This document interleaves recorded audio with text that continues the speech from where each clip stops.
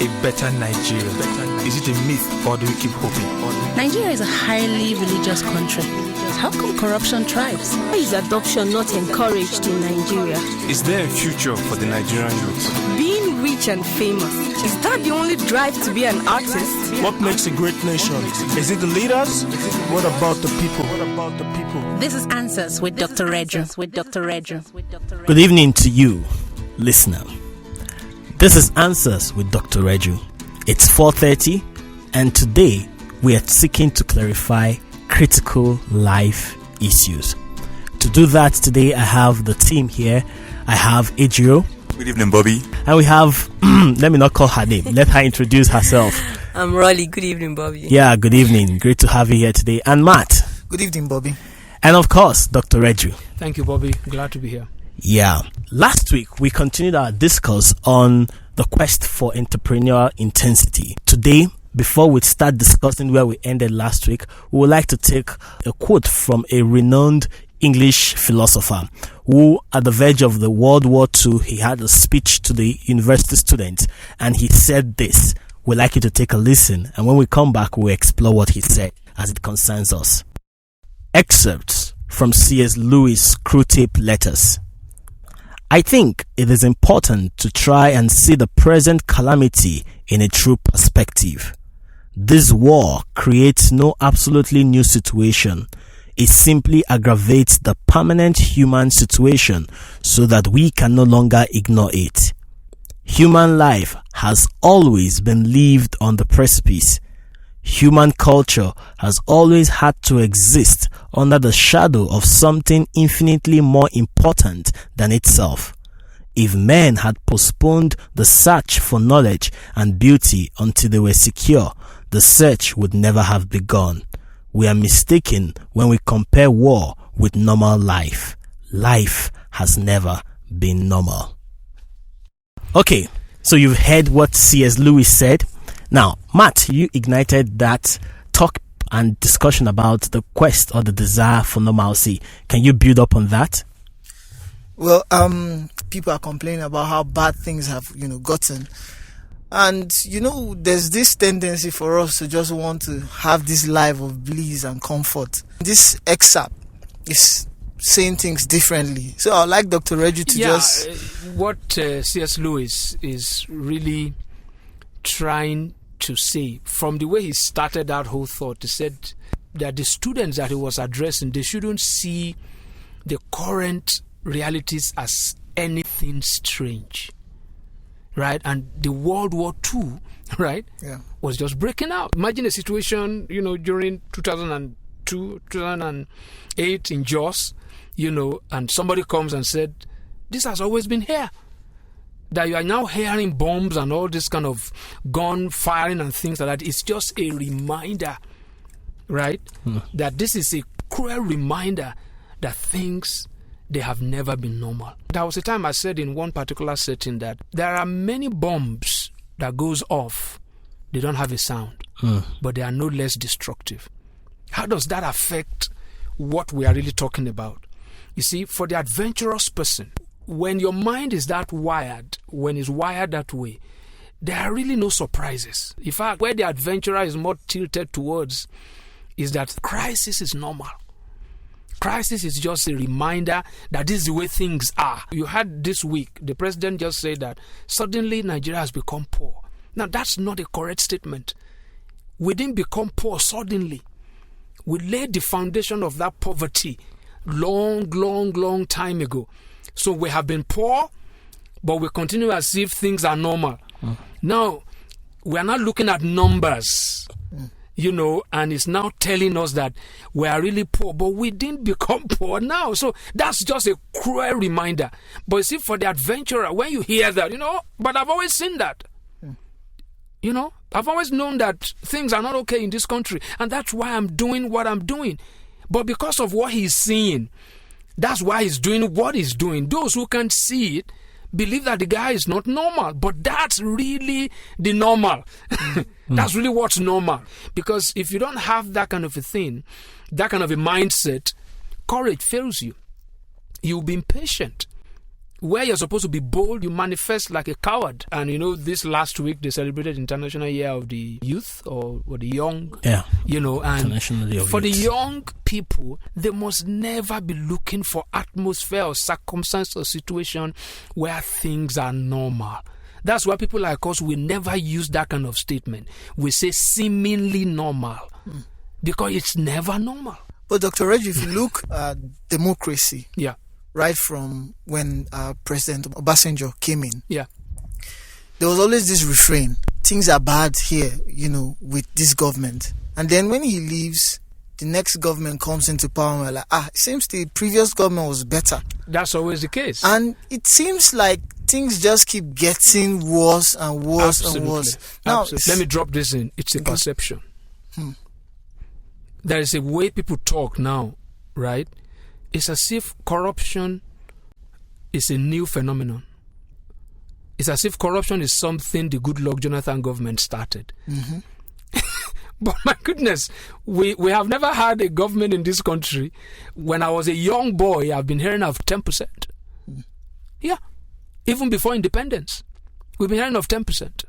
10%, maybe you guys don't know what 10% is. For every contract that you give, the person that is giving you the contract gets 10%. Mm-hmm. But today it's no longer 10%. Maybe you don't even get anything. Mm-hmm. Or today it's a negotiation. If the real contract is 10 million, you say, okay, make it 100 million. So corruption, people talk about it as if it's something that started, with Goodluck Jonathan. I mean, why did some people have the appellation of evil genius or Maradona? Where is the story of 2.8 billion? Where is the story of the suitcases, the 39 or 38 schools? So, Nigerians, their memories are short. It's really short. I'm very sorry to cut him because I just had to say that. From all of this, I begin to wonder, were we sleeping or were we not aware to the fact that things have never been, on that normal, route we usually expect life to be? Because we expect the next government to come in and do something better than savior. And you see, our definition of what comfort really is too, comes into play here. Because we feel, okay, if we had sufficient cash flowing in the country with the previous government, when it comes to this government, there should be more. Now, when it's not even reaching me, I begin to question: are you sure things are normal? Are you sure things are going? Because normal people always find themselves in a position where they react, because things will have happened and then they are reacting. But you see, because adventurers, people who really have entrepreneurs, they live in the future. When you use where we are as the benchmark, they live in the future. So they respond. Those who motivate people, I don't always like that kind of thing. They use the word proactive. Proactive. They are always seeing what others are eventually going to see. So those who understand these things in the 60s, right? Those who want to go with the system to benefit from it, maybe they go into the civil service. Those who really want to correct, or maybe they want to insulate themselves from the system, they venture into business and then they partner with the corrupt system. But as people who set up a totally new world, right? So they use whatever comes in this imperfect situation for their own benefit. They set up a whole totally new world. You right? I remember there is a notable, I don't want to mention his name on air, there's a notable guy in Nigeria, right? He is a professor. He has his house in one remote village. In the 70s, early 70s, this guy has been on solar. Wow. Yeah. He's been on solar. That's somebody who knows that this thing about power problem in Nigeria is not going to be solved anytime very soon. So the guy could see, he's been on solar.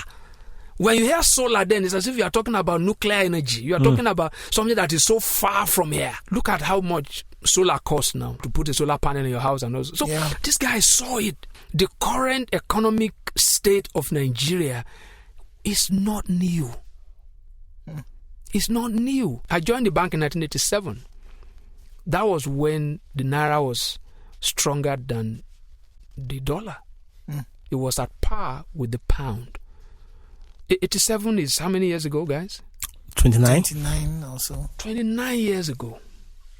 IBB came out not too long ago and said that he left government better because naira to dollar was 22 naira.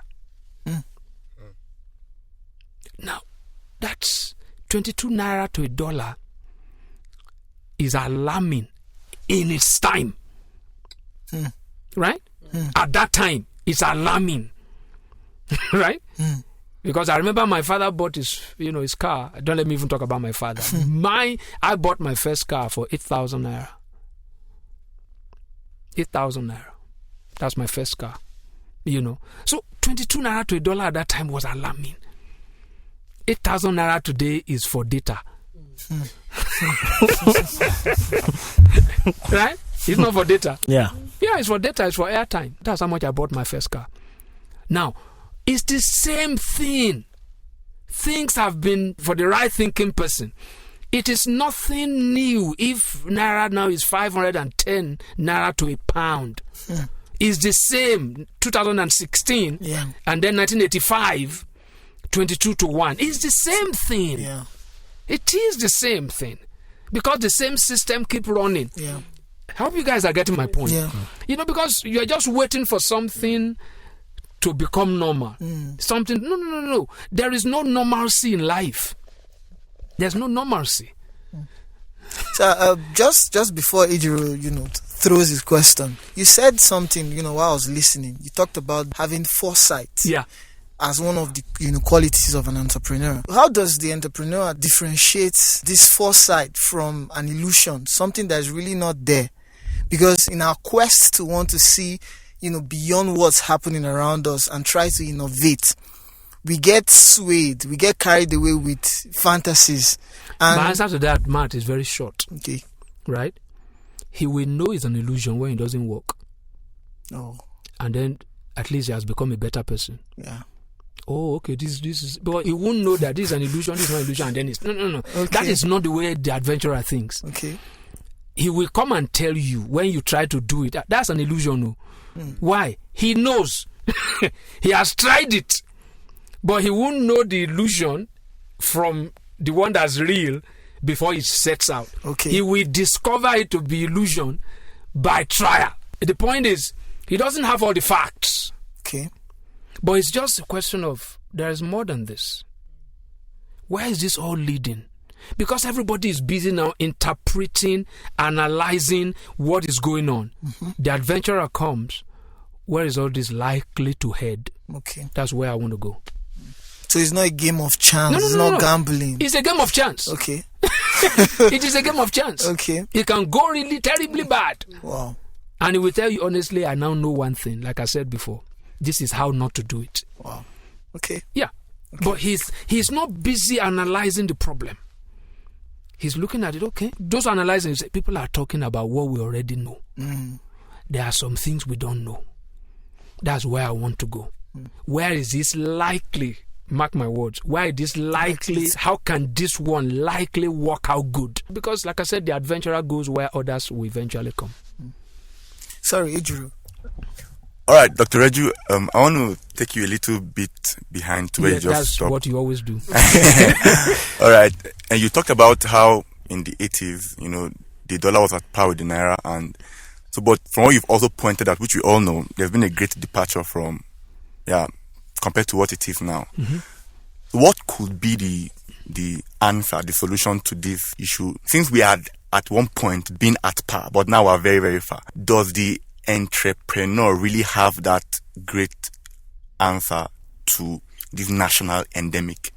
Or is it government or is it external influences that could bring us back to that reality we once experienced? If you want me to talk about Nigeria's current situation, I will tell you an entrepreneurial culture is the way out of it. Nigerians are not entrepreneurial. Nigerians see somebody doing something and it's working and they do it. But you see, there is a whole world that is untapped. On this program at the time, we drew the parallel between Red Ocean and Blue Ocean. There's a whole world that's untapped. You see, that's the language you hear when you hear we need to diversify the economy. But when people hear that, they are seeing a government policy. They are seeing a pronouncement by president. Today, so 11th or 12th of August, where this economy is hereby diversified. And then you go to the house. We want to diversify the economy. Those in favor say aye. Those against say nay. That's what people are looking for. It is not a pronouncement. To diversify means to have different streams. It is that same word, diversification, because we know it. You see, we have overanalyzed it that we live in a mono economy. It's only oil. And I believe we are being judged now because of our indiscipline, because of our irresponsibility. All these guys talking about diversification and all those, it's still talk. The entrepreneur is not a talker. He's a doer. I heard the Minister of Trade and Investment saying that we're trying to create an atmosphere and a little bit for ease of doing business. I said, this guy is talking nonsense. He doesn't even understand what he's saying. Right? If you want to create an environment for business, the first box to check is power. If I want to set up a barbing salon, for instance, right? If you take power off, my cost of establishing that business, it's reduced by over 80%. Yeah. Over 80%. Start up and running. Over 80% if you take power. So what other way of saying ease of doing business? You have not sorted out power. And you see, I believe that power is not rocket science. It is political will. So the solution is promote an entrepreneurial culture, that even in our imperfect state, that is where entrepreneurship thrives. It brings out the best in people. I wrote on my page, this last week about, I was watching the Olympics and I saw swimmers. And I said, where are the job boys and girls? Where are the Lajers? Right? Where are the Edo people here? These are guys who, they can compete with a speedboat. Swimming. I'm telling you, Michael Phelps is artificial. This is natural. Then you now put a good coach that gives them skill. Forget it. They have to go and make another camera that will be able to monitor the speed. I'm telling you. But we are not even there. They don't know how that will protect the pipeline. Wow. Yeah. It will protect the pipeline. That and a job boy can swim in the Olympics. So entrepreneurship, Hejiro, is the way out. I've said it before that it is an anomaly for a guy to finish university and the first thing he wants to do is to design a CV. It's an anomaly. It is an anomaly. We don't emphasize those other areas of our life. We look at salary. Right? We look at, even when we set up the business, we're not even looking at delivering good, excellent service. It's how much it pays. That kind of society can't go far. There are many things that are not being done. So we see a small farmer now, we celebrate the guy. That should be everywhere. Growing up in this country, every home, you buy little things from the market. You have vegetable in your backyard. You want to eat fruit, you pluck the pawpaw in your backyard. Yeah. That reduces your expenses. You just wash tomato and pour the water out. It will grow. It will grow. It's so easy. Diversification is still a word. It's still a word. Right? It's still a statement. Okay, Dr. Eju. When we come back, I can see that everybody needs to raise questions, and I hope the audience also, you have questions. The number is 081-4456-9000. 081-4456-9000. Send us your messages and we'll attempt to reply. Don't twitch your muzzle. We'll be back. There are cooking oils and there are cooking oils, Of course. There are those that foam like soap when you put them on fire. And there are those that go to sleep after a few days. There are even those with funny odors that make neighbors wonder what's happening in your kitchen. I beg, don't kill me, oh. But then again, there is Grand Pure Soya Oil. Made from pure soya seed, Grand Pure Soya Oil is cholesterol-free, which makes it ideal for the heart and health conscious. It neither foams nor fumes, neither does it congeal even at low temperature. Grand Pure Soya Oil is also endorsed by the Nigerian Heart Foundation as heart-friendly oil. Let me go and get my own Grand Pure Soya Oil, Joe. Oil that doesn't smell or sleep. Grand Pure Soya Oil, a heart-friendly oil you've always known. Are you constrained by work or have a busy schedule? The Mac Essence Limited is a full-service interior design company. Our expertise include a wide array of dedicated services, which include space planning, bespoke furniture design, designing and decoration of residential and commercial buildings, corporate offices, hospitals, hotels, and restaurants. In addition to our interior and construction services, the Mac Essence offers deliveries under its registered brand, the Messenger Deliveries. At the Messenger Deliveries, we offer all kinds of delivery services, from delivery of gifts to food, letters, and we can also do your weekend grocery shopping for those within just Metropolis. You can contact us on 081 4657 0177. Send us an email on themac@themacessenceng.com.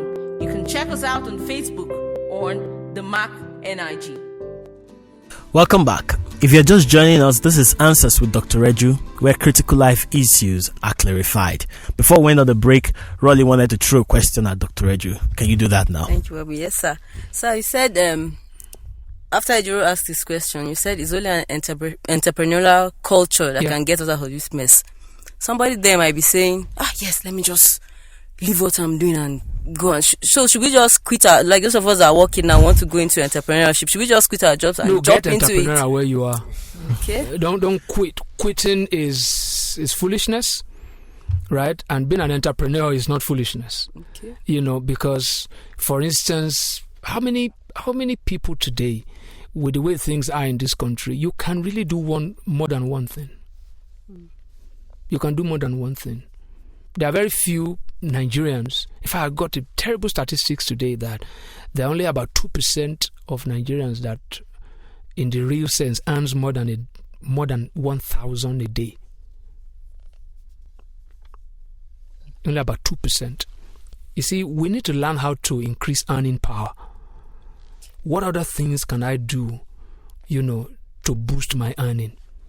And boosting earning can also be by reducing expenses. Just like I said before we went on break, that when I was growing up, every backyard has vegetables and all those kind of things. That's a way to reduce expenses. Do you know how much, just a shoot of watermelon costs?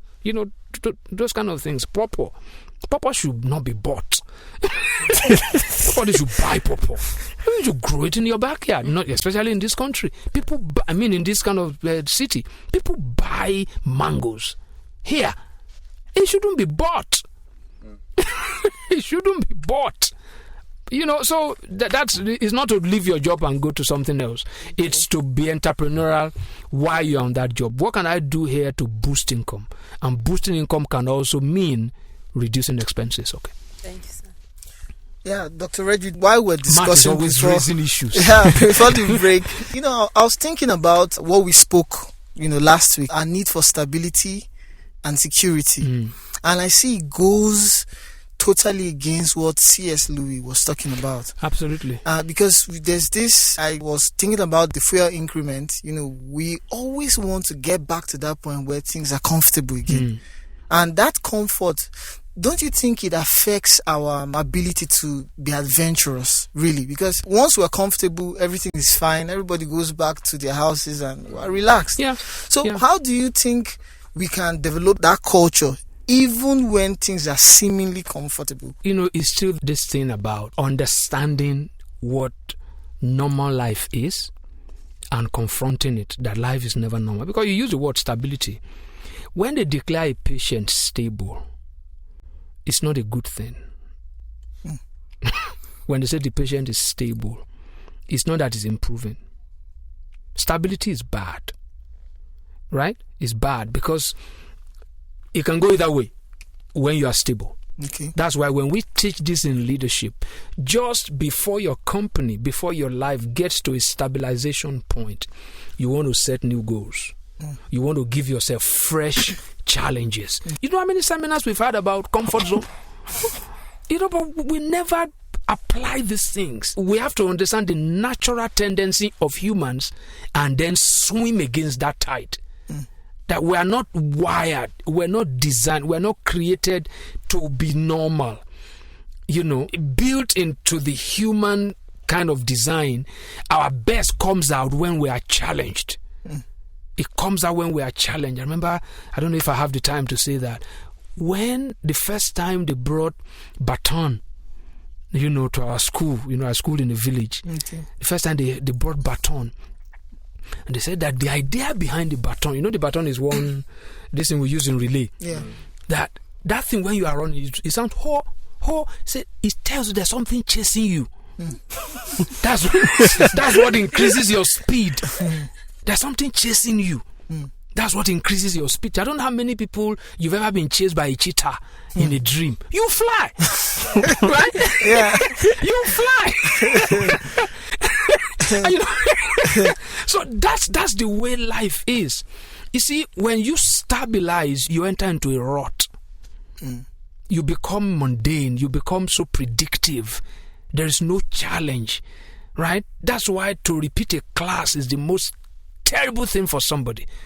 To begin to do things that you've done before is very likely, very, very likely that person will not, number one, except if that person does something differently, he won't come first in that class. Yeah. Even for the fact that he has seen those things before, last session, he will not come first. Why? If he's doing second time, it should be better. Except the person will do something differently, embrace a fresh challenge. And that's what I don't see among the young ones. We just love it easy. It's I hope I helped you guys today. Well, yeah, you did. Dr. Reggie, you've really brought in things to the surface that we can't conclude in this session alone. So we will have to do that next week. I think we should put up the quote of C.S. Lewis, possibly on the page. Yeah. I think we would do that. So we're going to work on putting that on the page. So it's Answers with Dr. Reggie, Dr. Reju. You can find that after this episode. We will put that up for you, so you can download it, you can go through it, and even brood upon it and get your questions. And maybe for get it. the whole speech. Yeah, we can actually put a link to his site. Yeah, apparently, maybe we'll be able to get the whole speech. Okay. and get it out. All right. Thank you. And in the words of Dr. Reju, this evening and the week coming, keep the adventure going. Have a great evening.